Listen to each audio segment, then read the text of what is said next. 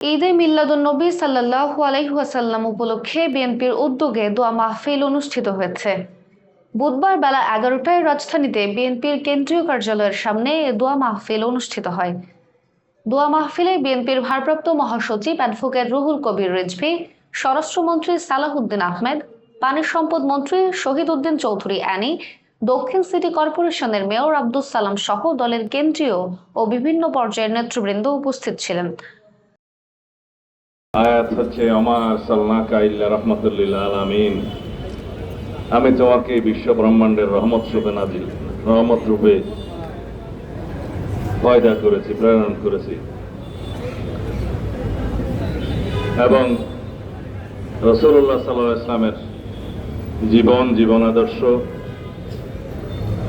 এবং মেসেঞ্জার হিসাবে তার কর্ম আলোচনা করার মতো যোগ্যতা আমার নেই। এই উপলক্ষে সারা বাংলাদেশে, সারা পৃথিবীর সকল মুসলিম দেশে আজকের এই দিবসটি অত্যন্ত ভাব গম্ভীর্যতার সাথে পালন করা হয়।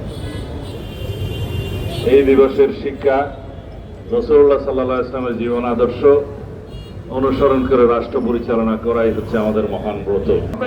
জেলা স্কুলের একজন শিক্ষকের পরিবার মাদক সেবীদের দ্বারা যেভাবে আক্রান্ত হয়ে 4টি প্রাণ চলে গেল, গোটা দেশকে, গোটা জাতিকে কাঁদিয়েছে। এই বেদনা বিধুর একটি পরিবেশ। আল্লাহর কাছে অশেষ শুকর গুজার করি, আমরা আল্লাহকে ধন্যবাদ জানাই যে সরকার এবং আইন শৃঙ্খলা বাহিনী দ্রুততার সাথে সেই অপরাধীকে ধরতে সক্ষম হয়েছে। না হলে জাতীয় আন্তর্জাতিক ভাবে এই ঘটনাকে কেন্দ্র করে অনেক ধরনের কথাবার্তা শুনতে হবে, কিন্তু এইটি সক্ষম হয়েছে। তো এখন এই সমস্ত সিন্ডিকেট, এই সমস্ত তারা এর সাথে জড়িত রয়েছে, কোথায় কিভাবে এরা গড়ে উঠেছেন, এদের গোপন রাস্তাটা কোথায়, এটা আইডেন্টিফাই করে আপনাকে সেটা ধ্বংস করতে হবে।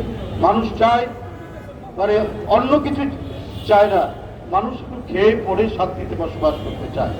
তো এই গুরু দায়িত্ব আপনার হাতে, আপনি সেটা করবেন এটাই আশা রাখে আজকের একজন এদেশের শ্রেষ্ঠ মানব, এই পৃথিবীর এক শ্রেষ্ঠ মানব যার জীবন লক্ষ্য নিয়ে আমরা এখানে আলোচনা করছি।